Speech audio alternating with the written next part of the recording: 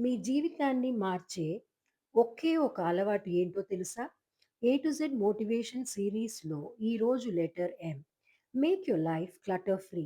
మీ జీవితంలో ఉన్న అనవసరమైన గందరగోళాన్ని తొలగించండి. మన ఎవ్రీడే లైఫ్‌లో మనం ఇంట్లో ఉండే అన్నెసెసరీ వస్తువులు మరియు చెత్తను తొలగించి ఇంటిని శుభ్రంగా ఉంచుతాం.